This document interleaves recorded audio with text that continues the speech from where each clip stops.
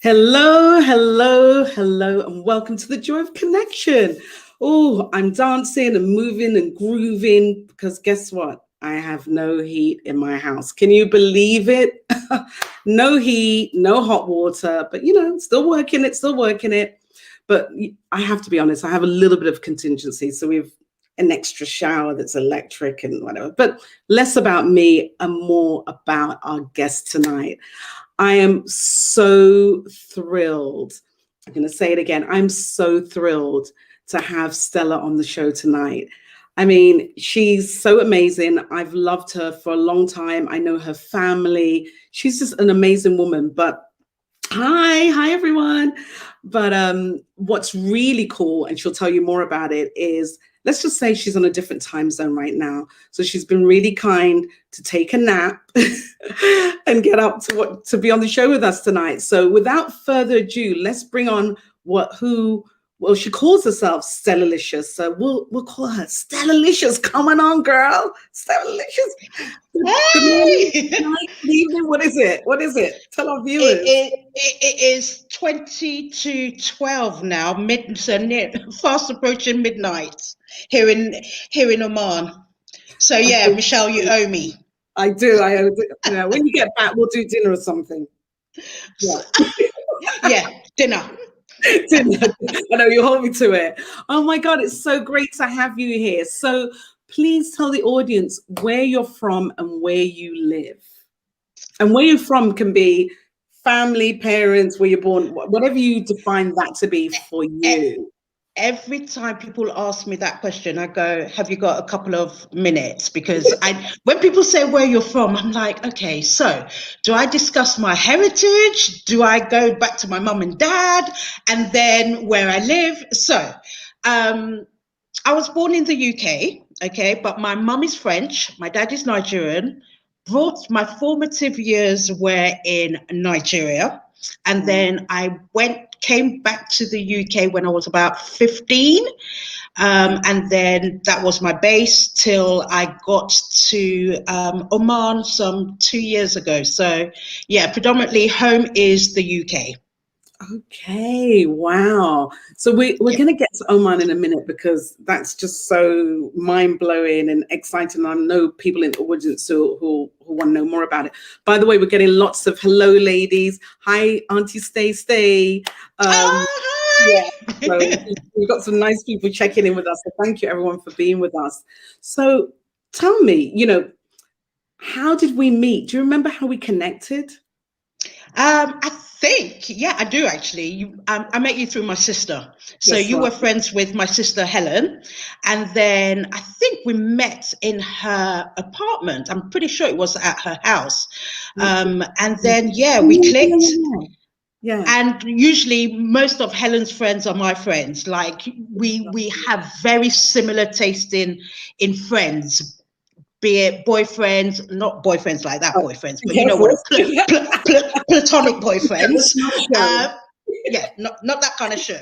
So platonic boyfriends and girlfriends. So yeah, we share a lot of mutual friends, and then yeah, from then on we just clicked, and here we are, Michelle. Here we are, and I'm a big follower of yours on LinkedIn. So for those of you that don't know much about Stella, you will know even more once you get to a LinkedIn account. And I'm very impressed about how she uses that. But we'll talk about that a bit more. So tell me, how did you end up in Oman? Or not even end up, because I think it's a great thing. So why are you in Oman? Let me rephrase that. What brought you to the Oman? Is it the Oman? Oh, Oman. yeah. So it's Oman, because there's Amman, which is Jordan, and there's Oman. So again, nice that you mentioned LinkedIn, because that's how I got this particular job out here in Oman. It was through LinkedIn. I was initially, I went back in LinkedIn at about 2017. I was freelancing. So I'm a training consultant. I traveled the world delivering training all over the place. And I was just looking for one additional client just to keep me going, even though I was quite busy. But I wanted a plan B. So I thought, oh, let me just go onto LinkedIn, see what it's all about, this, that, and the other. I knew it was a professional platform, because I had registered way back in 2009, but did nothing with the account. So by the time I got back in 2017, it had completely changed. Yes. Like completely changed. I still had like my old CV on there from 2009. So I went in with probably less than, I had no followers at the time. I had probably 100, 200 connections, most of which were family and friends, to be fair. And I just decided, okay, I see the concept of what LinkedIn was about. It was about putting content out about what you do, selling yourself, selling your services. And that's exactly what I did. But I did it in my own way. So I didn't want to be like everybody else, right? Yes. So I'm a trainer. I don't deliver training in a suit. So I didn't think I needed a profile picture in a suit, because that just wasn't me. Yes. I speak in a totally simplistic manner. Love So that. I guess what I was trying to do was bring myself offline, online. I didn't want to change anything about me online. I love Does that. that make sense? Yeah, absolutely. So I started putting out content, and literally within 3 months, I got my very first gig to Saudi Arabia to deliver training in Saudi Arabia, of all places. And that was really weird, because I wasn't connected to this person. They just liked what they saw. And the feedback I actually got was, you kept popping up on my feed with your content.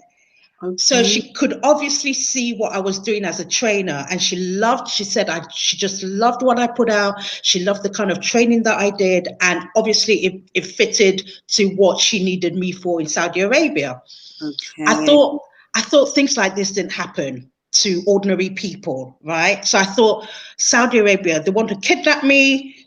Hell to the no, I'm not going, this, that, and the other. But as I keep saying to people and to my clients, I say, do your due diligence, do your checks, make sure the company exists, have your Zoom meetings, this, that, and the other. And literally within 3 months, I was in Saudi Arabia. So I did 3 amazing weeks in Saudi Arabia. And while I was in Saudi Arabia, I was still putting content out on LinkedIn.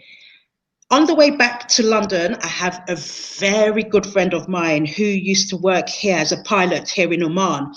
And he just said to me, Nigerian, he said to me, Stella, you better come and see me on your way back to London.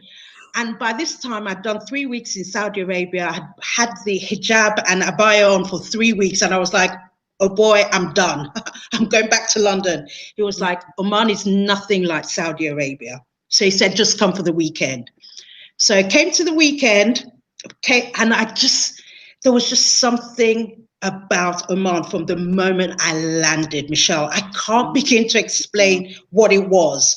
Yeah. And I don't know whether it was even from the customs, when you went through customs, just the people were just so warm and so lovely. That's good to hear. So he took me out to lunch on the Saturday. I was only there for the weekend. I flew in Friday night.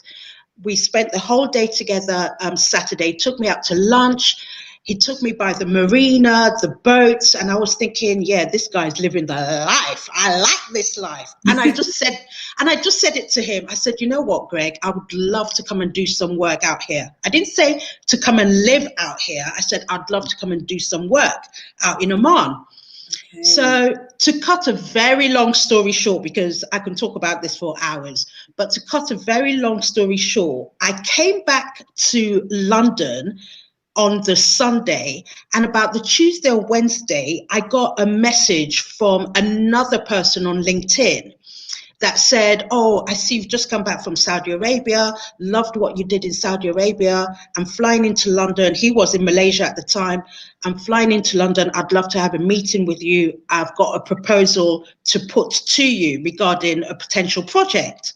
So I said, fine. Obviously, I had just come from Saudi Arabia, so I thought LinkedIn does work, clearly.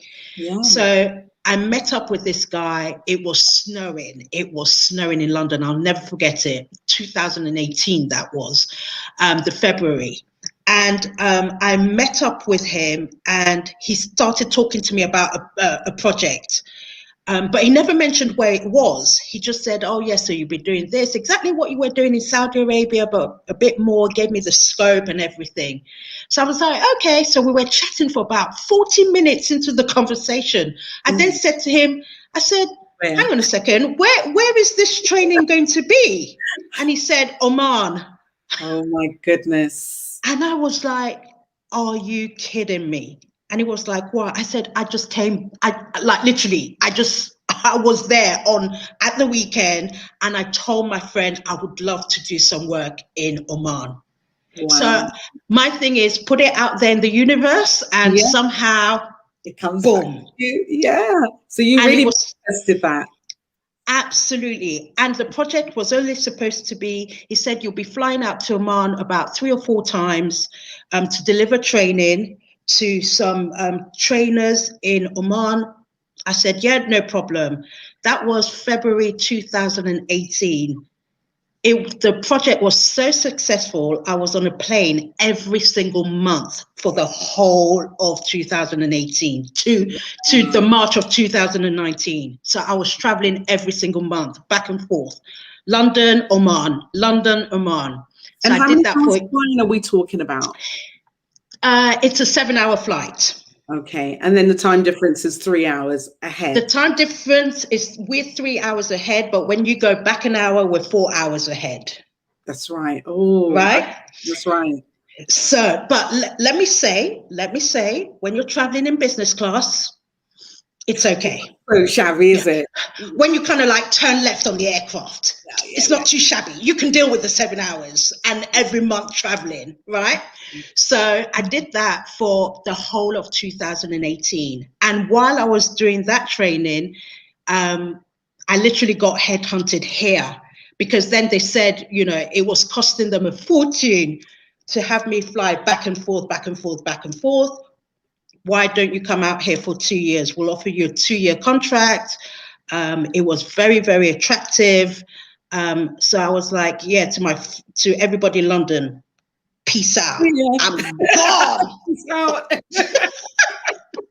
And because I had been in Oman for the year before, I kind of like felt like I knew the place. Yeah. So it wasn't anything new to me in terms of, oh my God, I've just got this new job in this foreign country. I kind of like knew what Oman was about.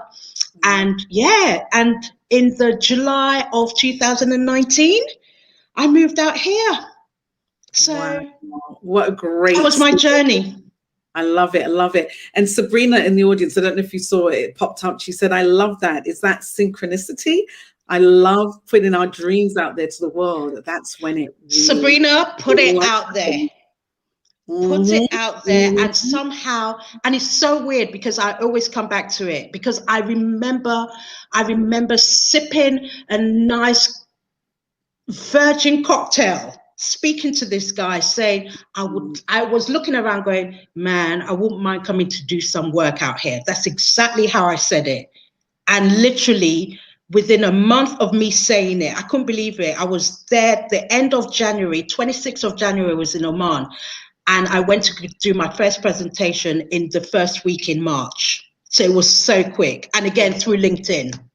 Great. And Stella, Carly in the audience said she missed the start, so she's not sure what kind of training you were doing. Did you mention? Right.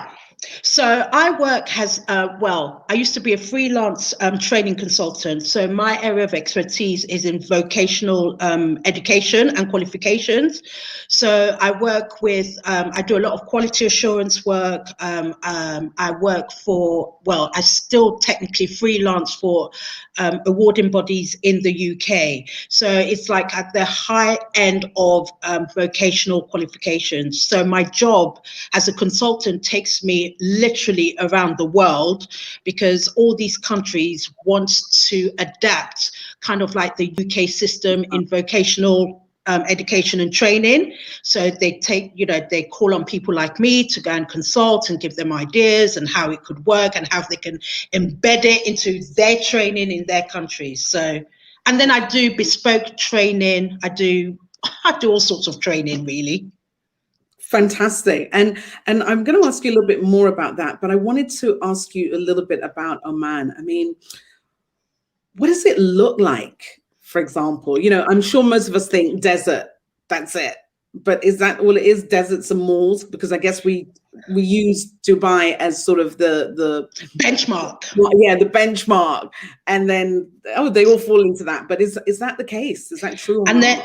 And then I burst everyone's bubble and say it's nothing like Dubai. Absolutely nothing like Dubai. So Oman has, it's a small country. It's got a population of about 6 million, 2 million of which are expats. And when I say expats, I'm talking about people like myself and a lot of cheap labor from India, Pakistan, Bangladesh, right? So in total, there's about 6 million.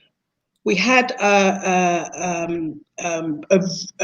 king who passed away. He'd been ruling for 50 years, and Sultan Qaboos, and he passed away in January of last year. And he was the one that literally opened up Oman to the world. He had this vision of, and he was Sandhurst educated. So again, he's got very close links to the UK. And he built Oman from a 2-road, 1 school, 1 hospital to what it is today. I mean, he was just phenomenal. And he actually took over from his dad in a coup 50 years ago. Wow. And he literally died on what would have been his 50th anniversary. Okay. So Oman is, as I said, nothing like Dubai. It doesn't have any skyscrapers. Buildings are only, I think the tallest building will probably have about 12 floors, if that. So it's all level. It's very, very spacious. Muscat, which is the capital and where I live, is, it's really weird because I want to call it a city, but it isn't. There's not much to do in terms of activity. So like nightclubs don't really exist out here. Omanis are very, they're very family orientated. So Omanis they stick to families. That's what Omanis are about. So they go out together, they go on their boat trips together, they go to their villages together, they eat together, they mix together. So even the young ones, what they do is then they drive to Dubai, which is a 4-hour drive from Oman. So they go and do the partying in Dubai because there's just nothing to do in Oman. So I always tell people, if you're looking to come to Oman, even to work and to live, and you're looking for that nightlife, you're not going to get it here. It's peace and quiet and very, as I said, Omanis are very humble people. So, you know, you can't tell the difference between a rich Omani and a poor Omani. They dress exactly alike. They're not flashy.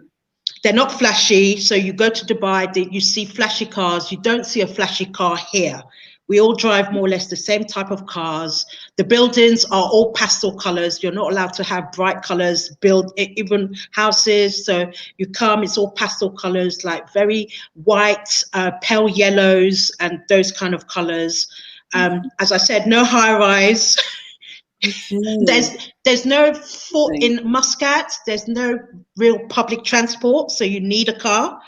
Yeah, it's different, but it's a lovely different. It really, I mean, for me, it's perfect.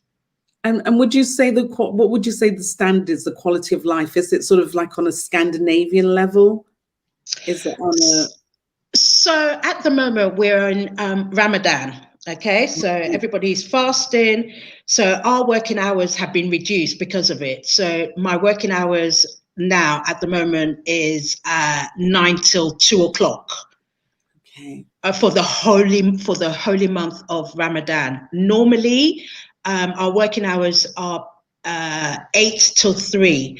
So it means that you have a good work-life balance, because you still got plenty of time when you finish work at 3 o'clock. And even for people like me, my drive time is 12 minutes. And that's when the traffic lights are not disturbing me. I timed it. It's 12-minute drive from my house to work. So it's lovely. So by the time I come home, I'm home. You know, if I leave dead on 3 o'clock, I'm home by 3:20. Okay. So I've got the whole afternoon, the whole evening. I can go for a walk by the marina. You know, I can swim there. I've got a pool downstairs. So you know, there's a lot of time to do other things rather than focus at work. You know, so yeah. I mean, it's a nice kind of balance. There's a nice work-life balance, and Omanis are very laid back. So, you know, you want things done today, you might not get it done today. Okay, so it's familiar. Yeah, it's very much you'll get it done when you get it done. Yeah. Kind of. Yeah. So that was a bit of a culture shock, because as you know, I think we Brits were very much like, we're always running for a bus, for God's sakes, and the tube. Omanis don't run for nothing. They don't run. I've never seen an Omani run for anything. Sounds like my Cuban partner. He doesn't run for anything either. Right. So it's very, very, very laid back. Standard of living is quite high. Nice. But you know, it comes with everything. It's lovely. I like it here. Yeah. Now I asked if we could share a photo of you that I absolutely fell in love with, because you'd mentioned that it was in the area that you live in, right? And so I'm hoping the producer will bring it up for us to show you. I just think this is such a beautiful picture. Can you tell us a little bit about the time of day when you took it, where it was, what it was about, why it was where it was? Yeah. Has the picture come up? Yeah. Oh, can you not see it? Okay, I can't see it. Okay, so if you can see it, that's absolutely fine. That's the picture with the butterfly, the wings, right? Yeah. Right. So that is literally like minutes away from where I live. I went for a walk. Oh yeah, I can see it now. So I went for a walk on I think it was a Saturday, it was a weekend. Where I live, it's like an expat community. So there's a lot of expats there. And, you know, you've got lovely restaurants. You can sit by the marina, this, that, and the other. So at the weekend, I tend to want to venture out a bit. So, yeah, I went for a walk. Blue and yellow is kind of like my favorite colors. And, oh, my gosh, I just saw that mural there. And Sam, my partner, had taken a picture of himself when he'd come, like, I think a couple of years ago. And I didn't even know where it was. He found it first. So I saw it and I thought, oh my gosh, so it's here. So I just got somebody I said, do you mind taking a picture of me? So it kind of worked with the colors, Yeah. and I actually use that on my LinkedIn banner now. So yeah, it's a cute picture. I do like it, if I should say so myself. It's beautiful. It's awesome. And everything, the way you're wearing it, your hair. I mean, you look quite angelic in that. So I love it. It's really, really awesome photo. And you're getting those comments from the audience. Great picture, beautiful photo, awesome photo. Yeah. Thanks, guys. You look great.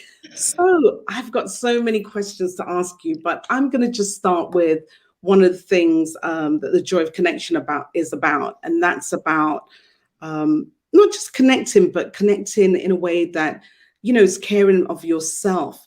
I'm a coach, and I'm a relationship coach specifically, and what I talk to people about is the relationship with themselves. And before you can have a relationship with anybody else, you have to start here, loving Absolutely. your heart.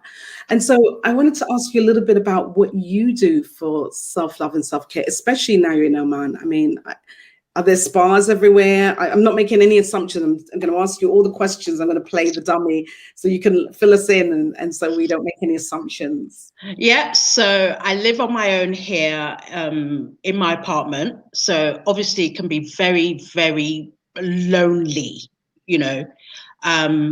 Thankfully, I've got a good network in terms of friends. But sometimes I just like me time.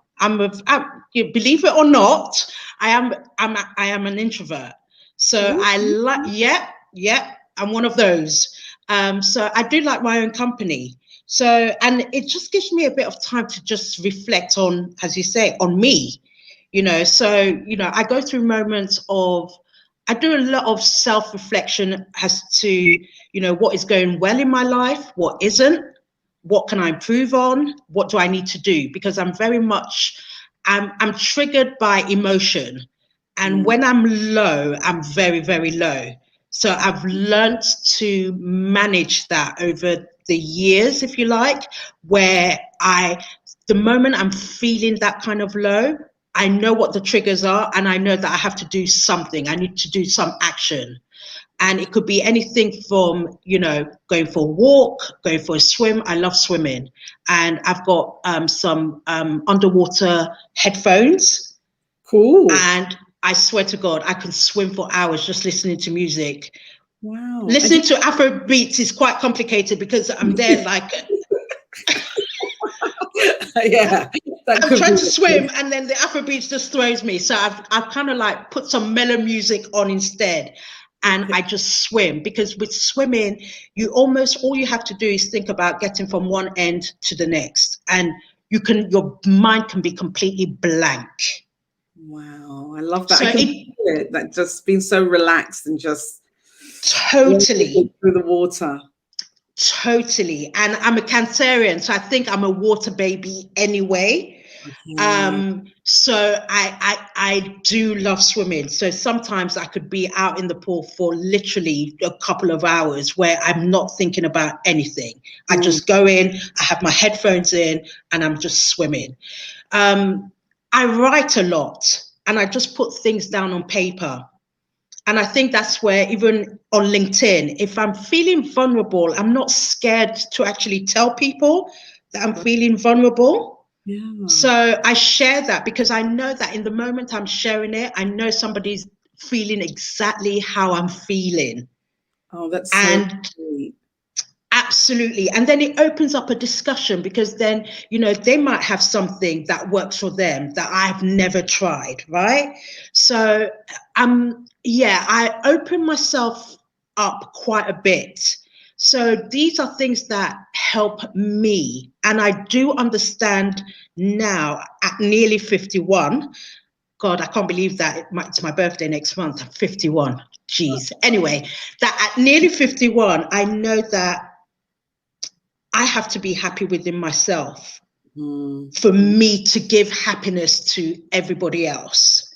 So if I haven't got it in me, then Michelle, don't bother being my friend, because I can't give you I can't give you that positive energy if I'm not happy within myself. Absolutely. That's so important. And I think you're like me, you're usually quite upbeat. So when you're not so upbeat, do you also find that people don't necessarily check in on you because they're just like, oh yeah, she'll be all right. Or yeah, I'm the mother hen. little blip, she'll be all right. Yeah. I'm the mother hen. Like you, I'm a coach. So, everybody just assumes that I'm okay.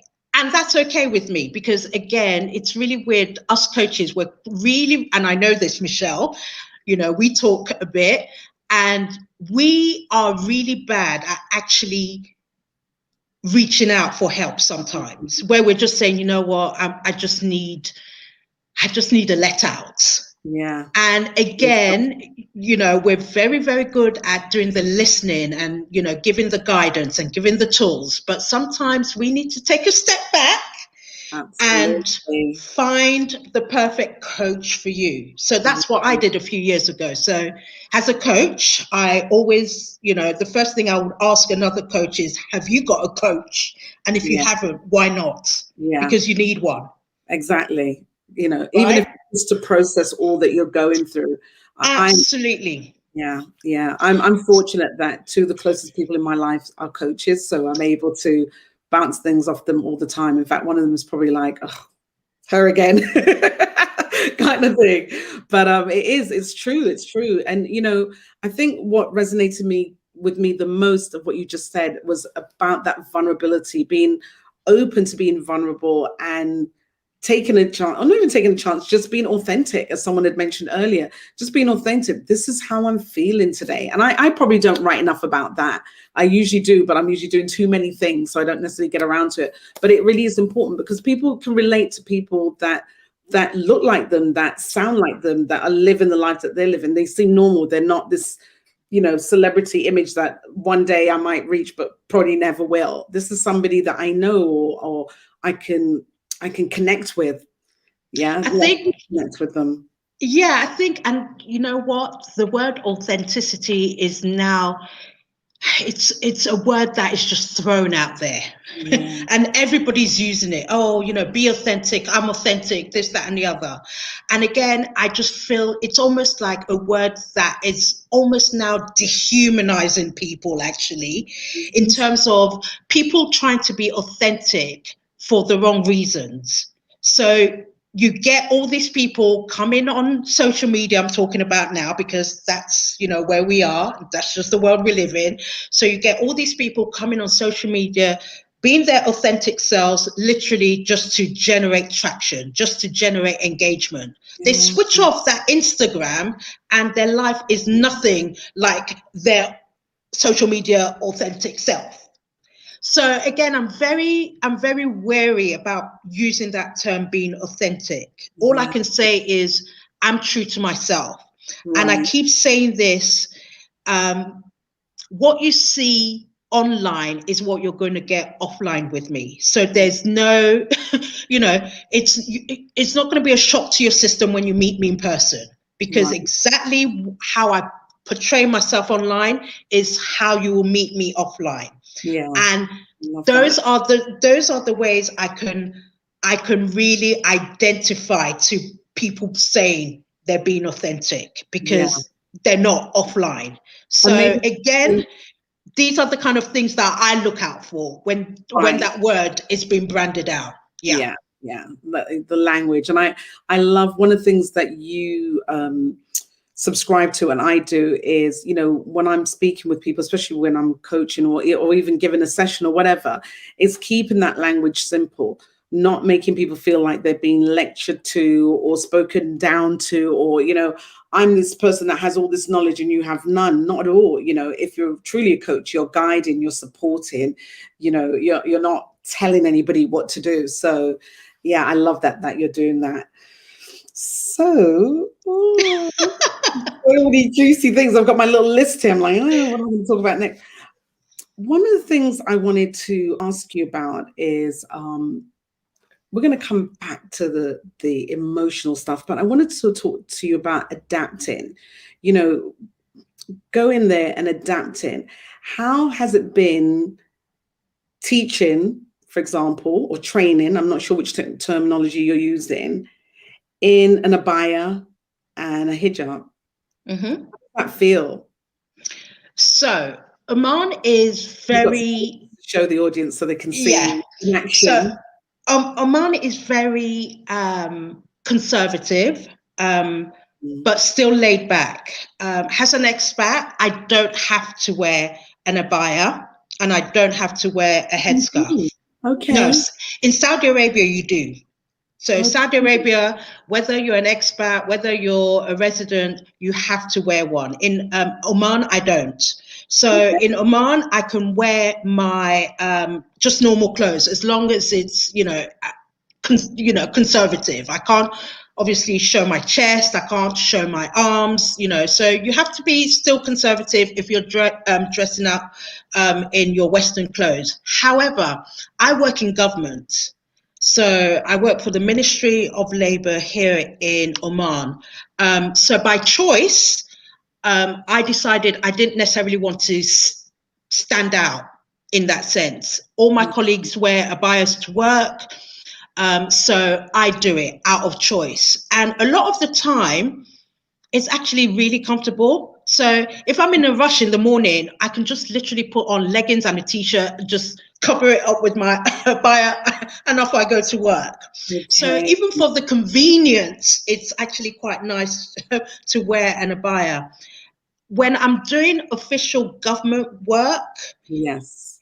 out of respect, I wear my abaya and I wear the headscarf. So usually when I'm going to work on a normal day, if I don't have meetings, if I'm not seeing anyone outside of work, I just wear my abaya and that's it. I don't put on headscarf.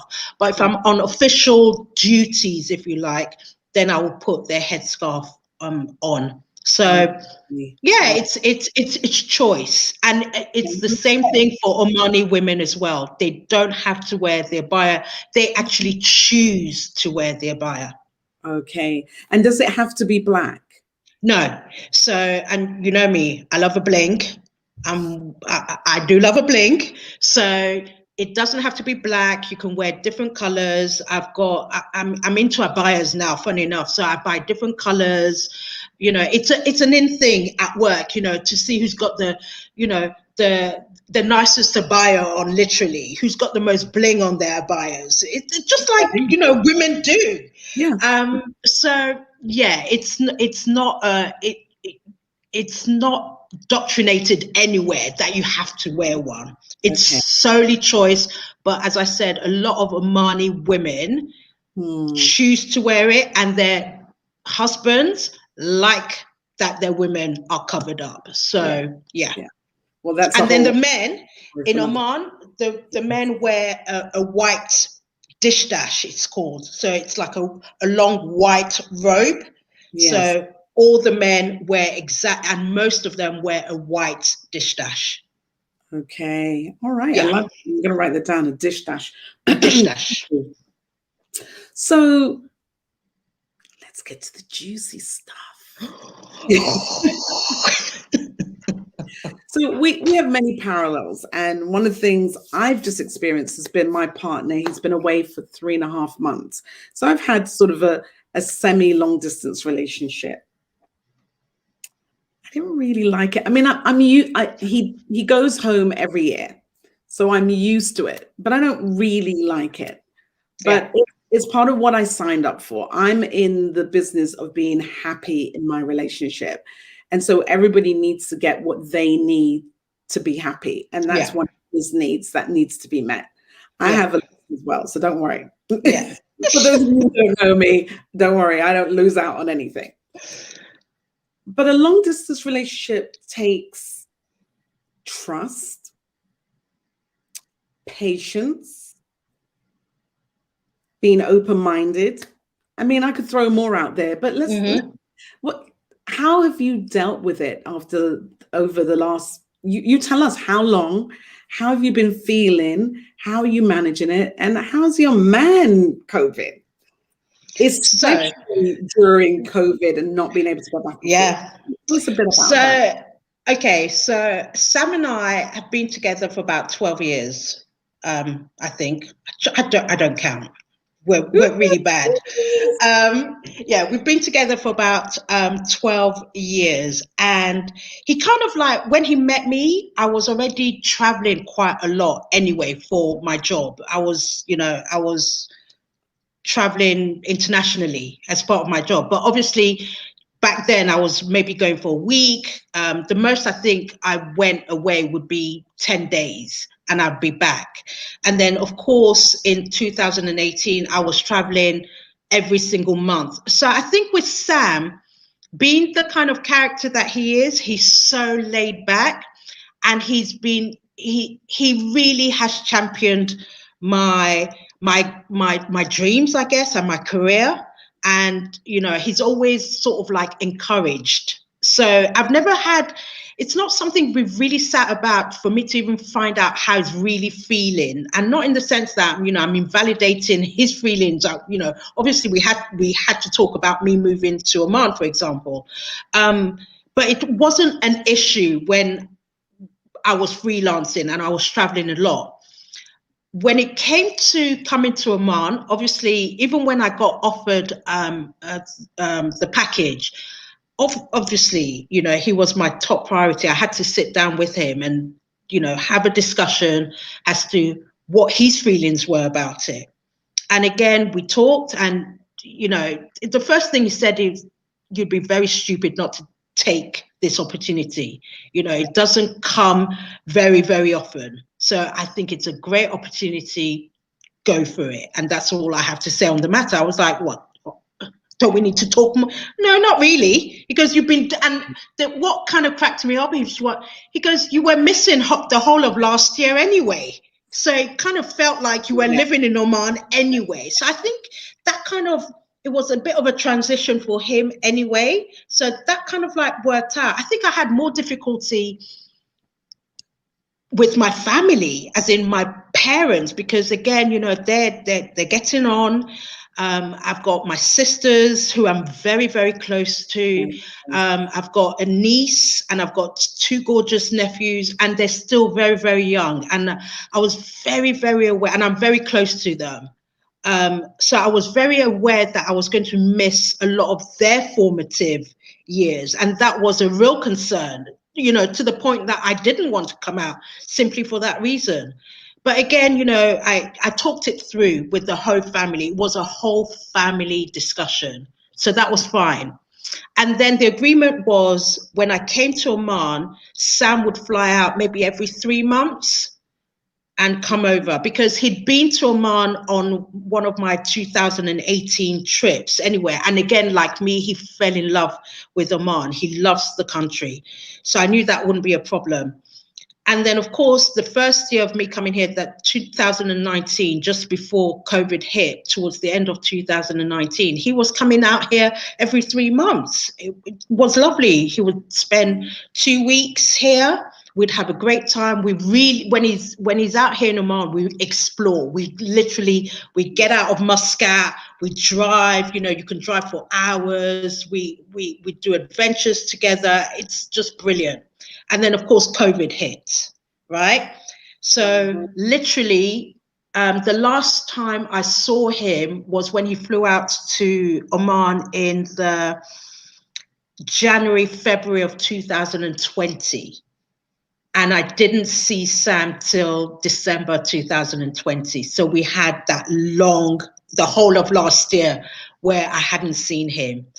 And again, it's amazing how we did it, because like everybody else, it was Zoom calls,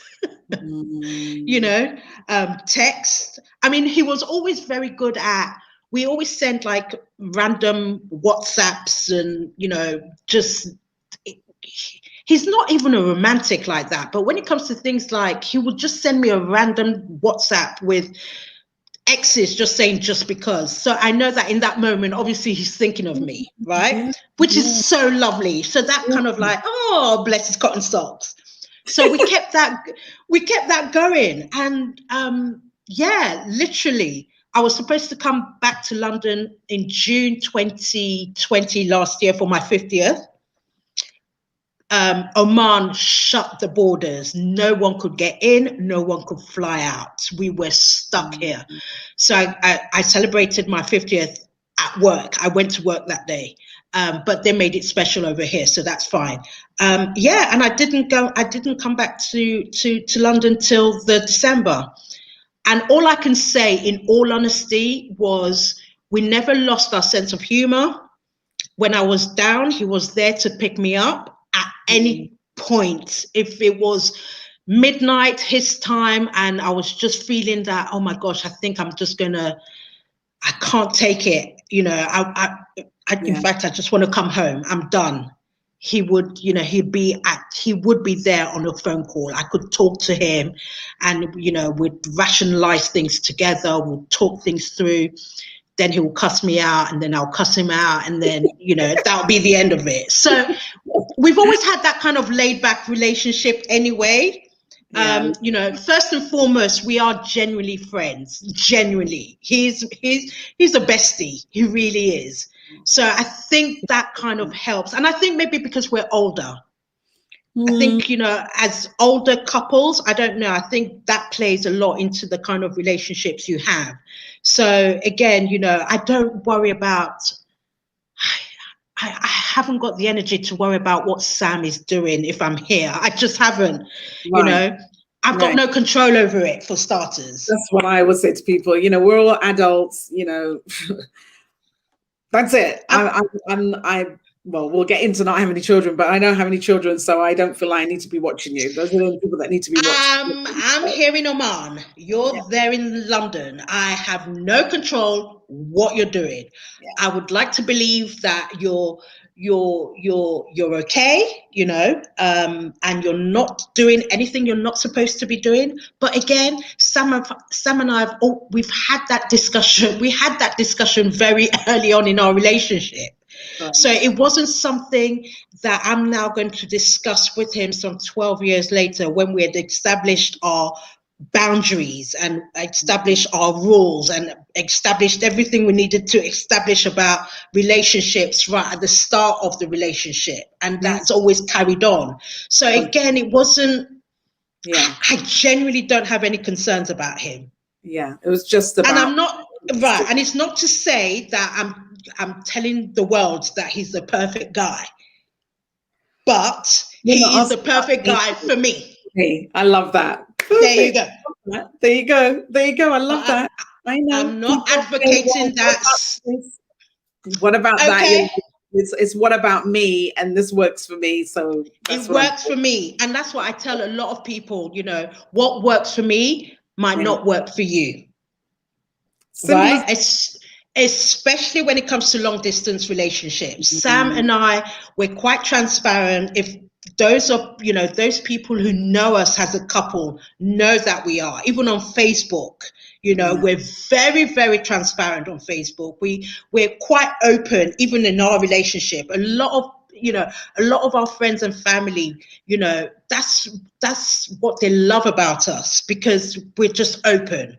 So, and the beauty of that means that there are a lot of eyes on him. Sam can't go anywhere in London without somebody coming up to him saying, "You're Stella's boyfriend, you're Stella's partner," or do you see what I mean? Yeah, so I always remind him.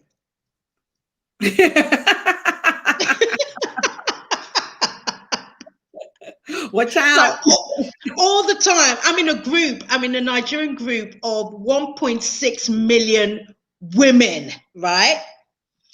On Facebook. I put out a lot of content about this guy. So technically speaking, quite a lot of people know who he is. And on top of them, there's a big base of them in London. Go to a Nigerian party, Sam, and even right up to yesterday, he actually sent me a WhatsApp. He goes, "Have you been talking about me on Finn?" Because as soon as I talk about him in this group, he gets a lot of requests coming his way.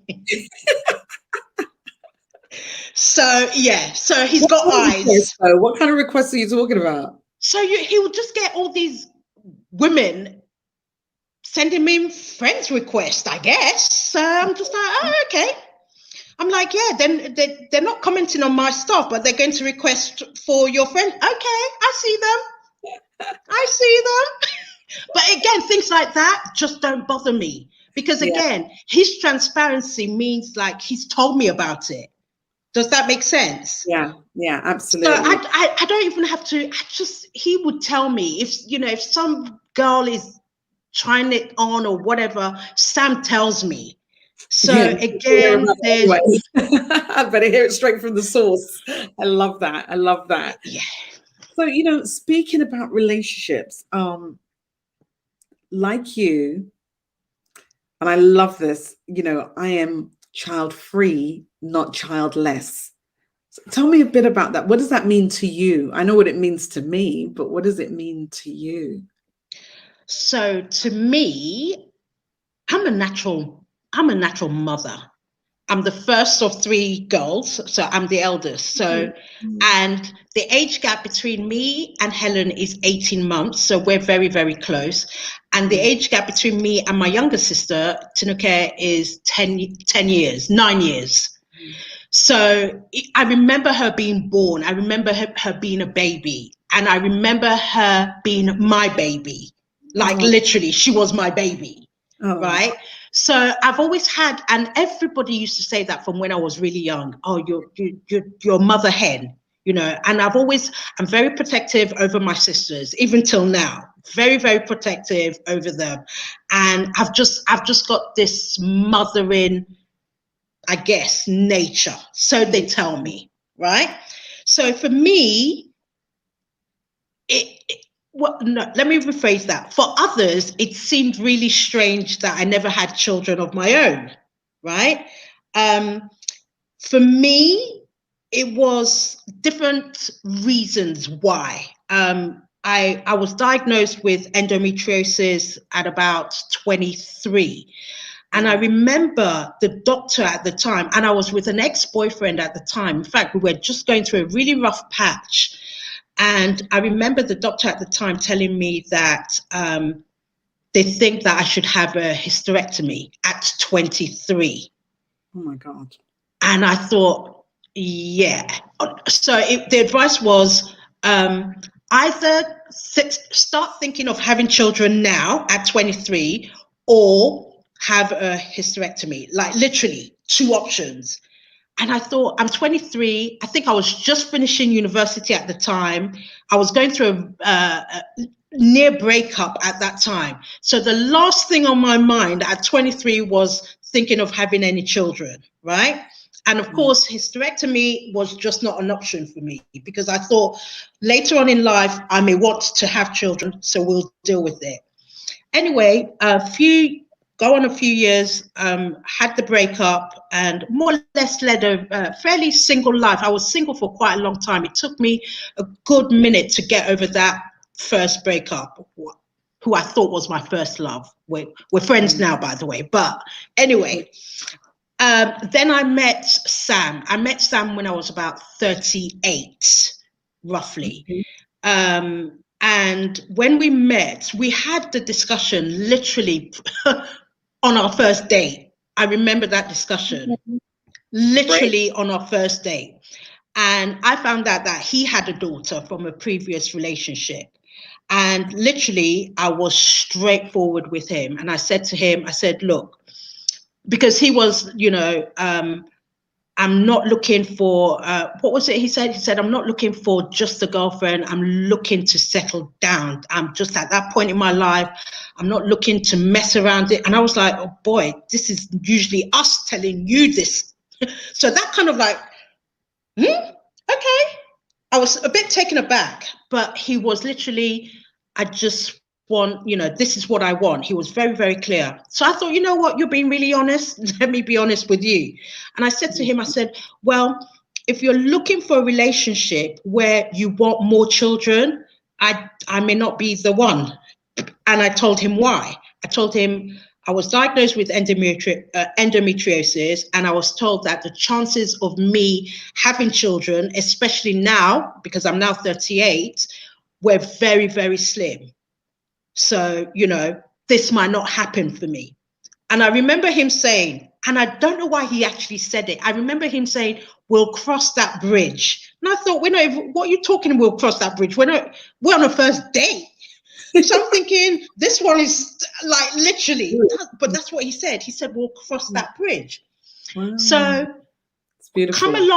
come along a few months, and we were together a few months. So I think we kind of like hooked up in the March, and by the August, I actually did fall pregnant.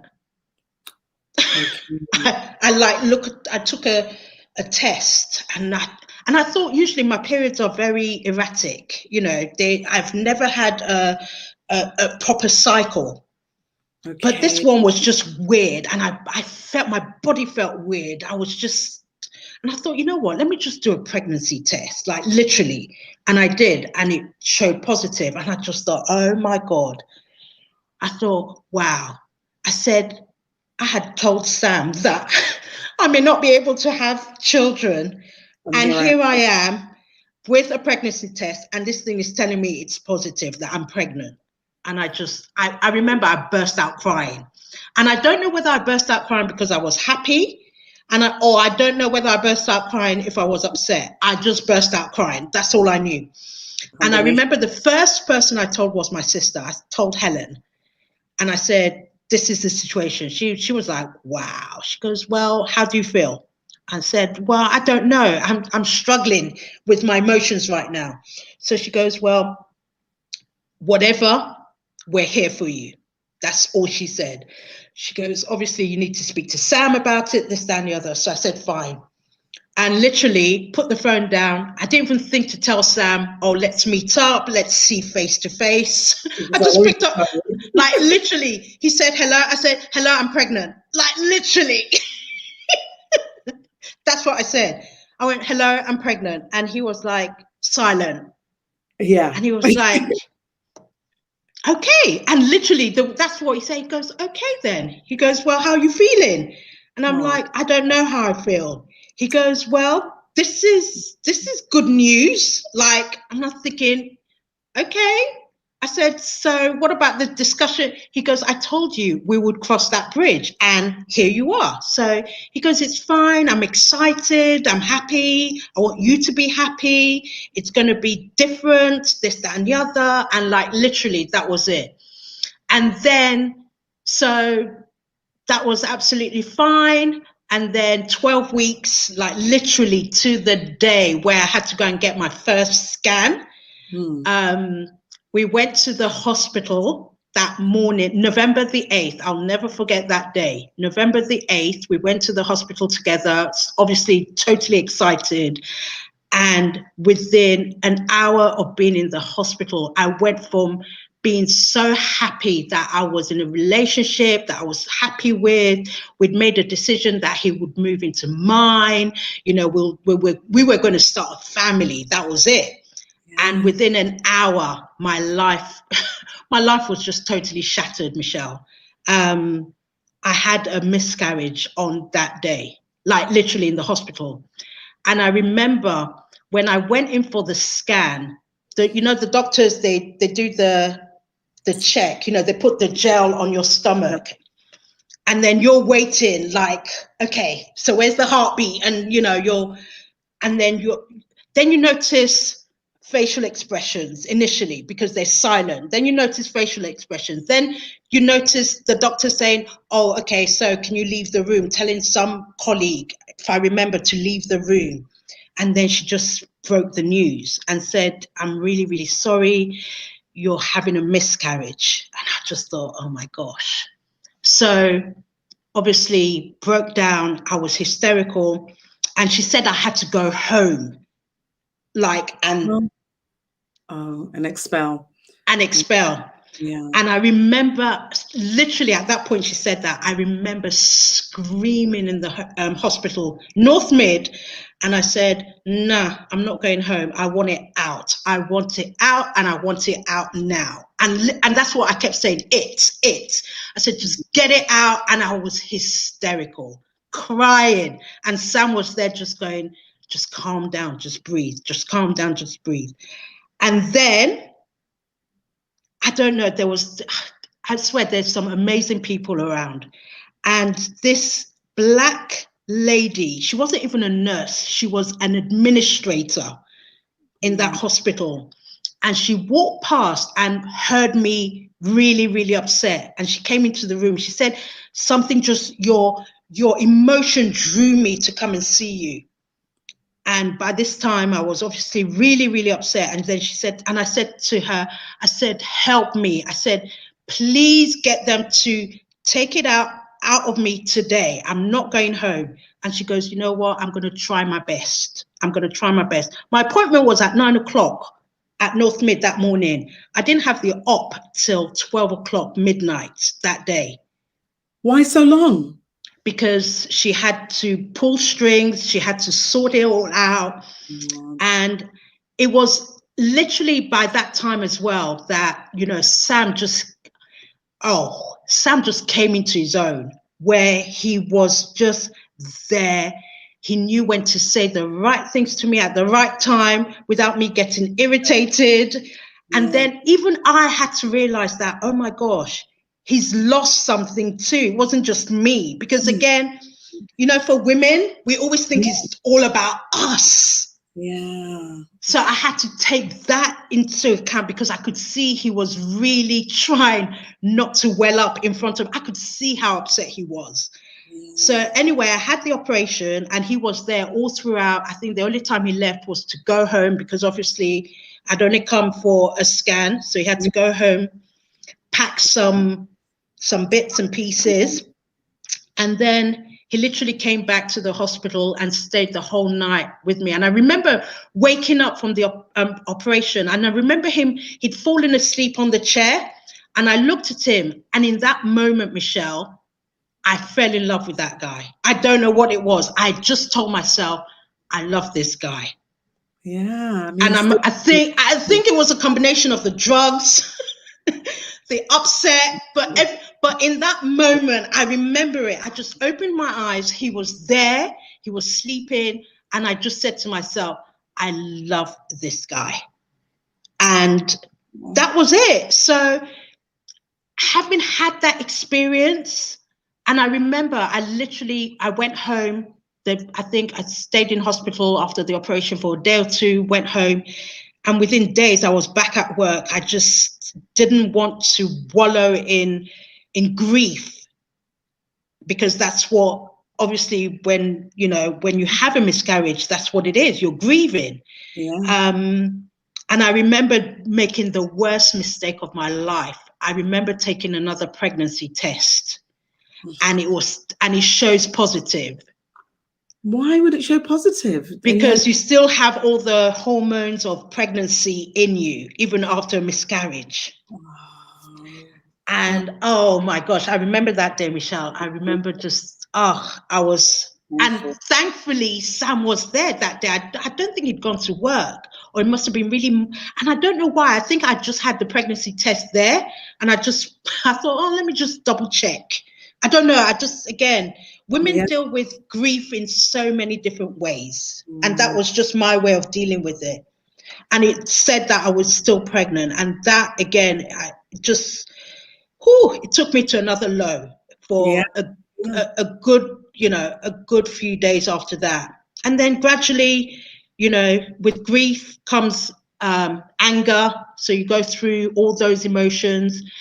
Then at some point, again, and that's why I loved your question initially, what do you do about self-care, and how do you go about it? And for me, I had to be at peace with what happened. Like literally, I had to be at peace with it.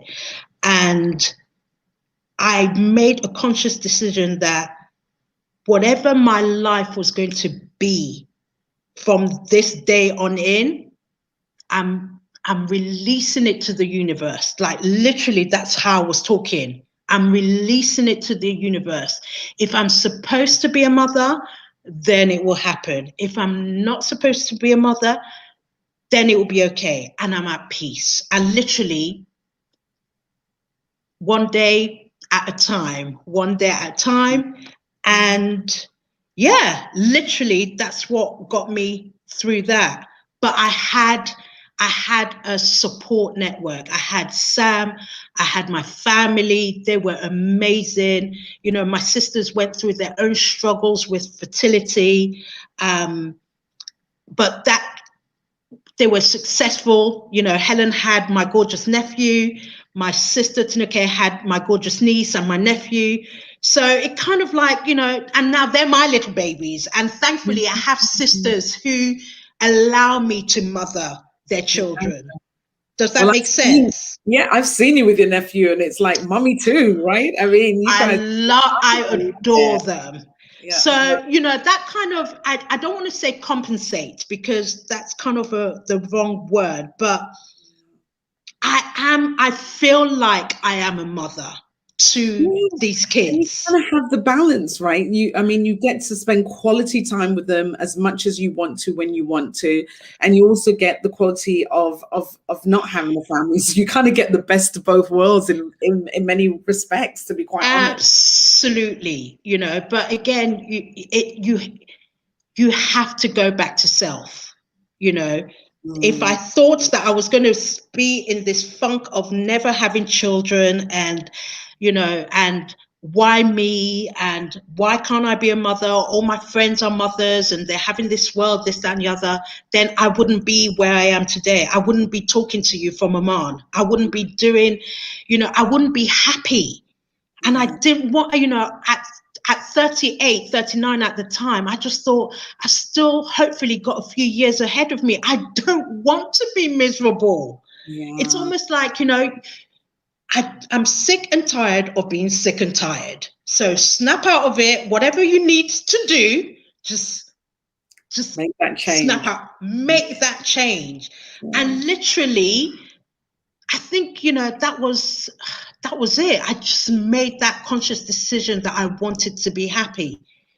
And there were things that could make me happy. Yeah. And I think in that moment of just letting go and just saying, you know, it is what it is. Not that simple. It wasn't, it is what it is, but I'm letting go of the pain, and what will be will be. I'm ready to receive what else is supposed to come to me. And that's the best you can do. And I have a similar story, but, you know, we'll do that another day. Stella, thank you so much for being vulnerable, for being open, for sharing your heart with us. There's been so many comments. I didn't want to interrupt you, but so many beautiful things. So when this is over, please jump into the group. And in fact, let me tell you a few things, because there's just too many to not tell you. And I'm on a few platforms, but Gwen said, this is touching my heart. I'm giving you some airwaves. Olivia said, thanks so much for being willing to share such a personal and traumatic experience. Maureen said, yes, it's a loss for both partners. It's heart-wrenching. We couldn't see the person's name, but someone else said, Stella, what you've shared is such an education. Thank you. Sincerely, is it Agile? Yeah, that's Mary. Yeah, that's Mary. Supportive partner when one needs it most. Yeah, for real. And Carly says, my partner's been so supportive recently in a difficult time. We're blessed for having them in our lives. And we truly Absolutely. Absolutely. And we're so quick, Michelle, to complain. Right. And funny enough, I was with some girlfriends earlier on, and we were talking about what irritates us about our partners. And again, you know, I said to them, I said, you know what, girls, you need to pick your battles with them. It's just not that serious that, you know, they don't hoover the room or they don't clean the house. Like, really, they're bigger things to worry about. I think it's balance. As long as the irritation doesn't outweigh the love, it's all exactly. Good. And I always get the same things on us. So I always say, people know this, right? Sam, and I always use it as an example. Sam washes a pot, but never washes the lid. Never. I don't know what it is. I don't know whether it's a man thing, but he will wash the pot. It'll be brilliant, but the lid is there. And I used to remember being so irritated about it. I used to remember, like, dude, can you just not, if you're washing the pot, it goes, there's a lid, wash it. You know what? After a few times telling him, now I just wash the lid myself. I can't, again, it's too much energy having a discussion about washing a lid. Yeah, I mean, Right? when you really start breaking down, you're like, really, is my life going to change because you didn't wash the lid? I don't like it, but guess what? I can wash the lid, or I can let him not wash the lid and not worry about it and wash it when I want to use it. I mean, pick your battles. And then we both get irritated because I'm telling him to wash the lid and he's telling me, well, I didn't see it there. And then no, I haven't got that energy. I haven't got that energy. I haven't got that space. I need positivity in my life. So I wash the lid. And now that I'm in Oman, he can leave as many lids as he wants. I don't care. And I'm sure he does. Oh my God, Stella, I love it. I love it. Leaving on a positive note, but I have one more question. We've really gone over time. So if you could be kind enough to briefly answer this, would be great. And that is, what is it like? And I don't think you can be that brief, but maybe a few words. What is it? No, because it's a bigger question, but I really just wanted to ask you, what is it like being a Black woman in Oman? And what do you see as different, or maybe just the same? So where I work, and it's really weird. It's a weird question to answer, and I tell you why. Because Oman itself is made up of different mix of Omanis. So you have what you call the traditional Omanis from Oman, but you also have Omanis who are from Africa, mainly Tanzania. So there's from Zanzibar. So you have a mix even in complexion. So you have the traditional Arabic type look, whatever that means. That just sounds so wrong, but you know what I mean. The brown skin, dark hair.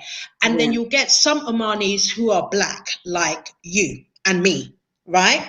So for me, being a Black person here in Oman, no issues, absolutely no issues.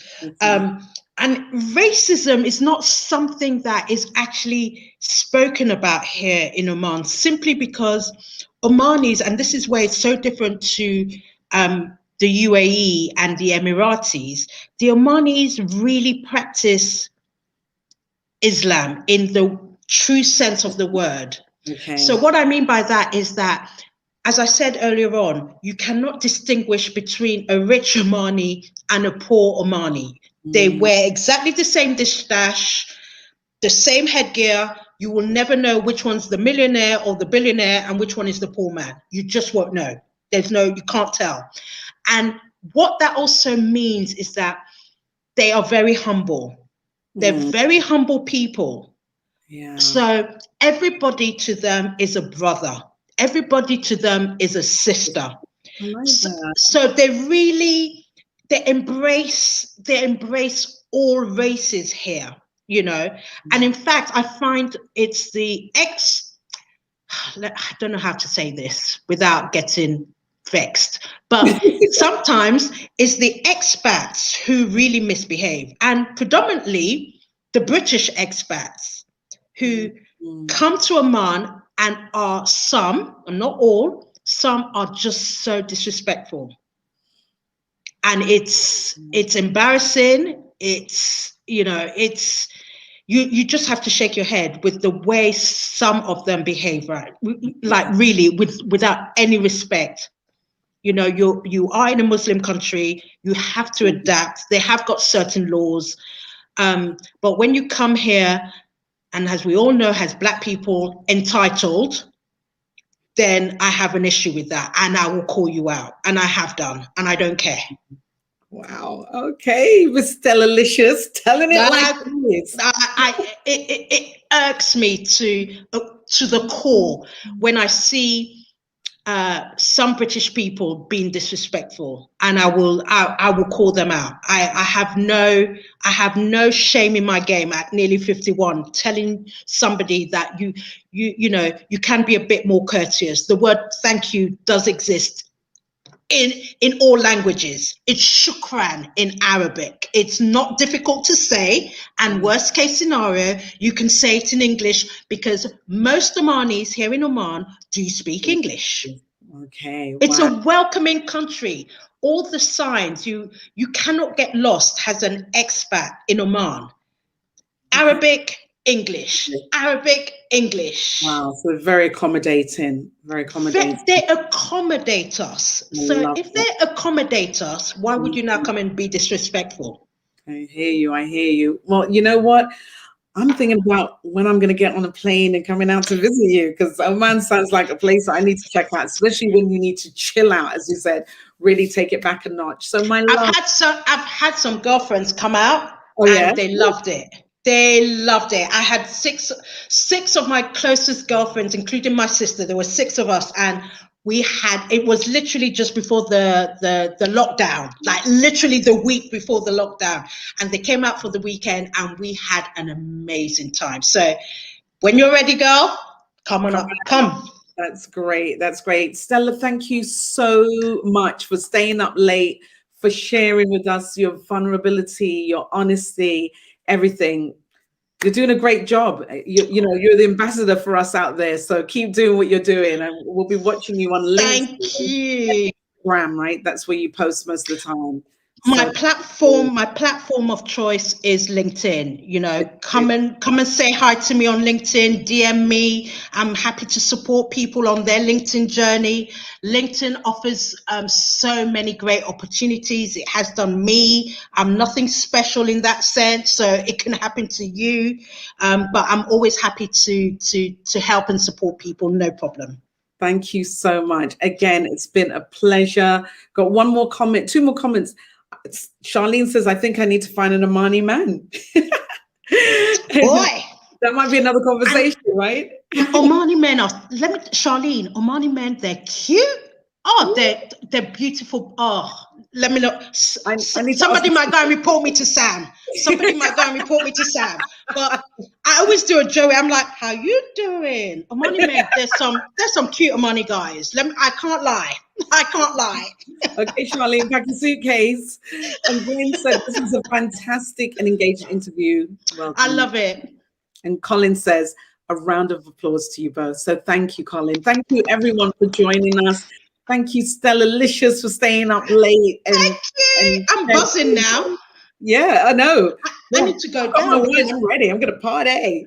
Mate, I'm thinking I need to do something, but we're under curfew. I can't even go out for a walk to calm down. So, but honestly, Michelle, thank you so much for having me on your show. And this was the perfect platform for me to share my journey. Normally, when I do podcasts, it's all about work. So for you to have approached me to ask me to do something personal, I thought I can trust you. I love you. So thank you. It's been amazing. Thank you. Oh, thank you, my love. Hang out for a minute. I'm just going to close up the show and we'll catch up. So thank you, Stella. Thank you. So guys, I mean, what a journey. It's been amazing. An hour and almost 20 minutes. I think this has been the longest podcast, but so worth it, so valuable, so interesting. I hope and pray that you all took something away from this, whether it's about long distance relationships, being vulnerable, being honest, being authentic, if you want to use that word or not use that word, about traveling, being international, being an international woman or an international man. I am so happy you joined us today. So as I always leave you with, be joyful, be connected, shine your light. Good night.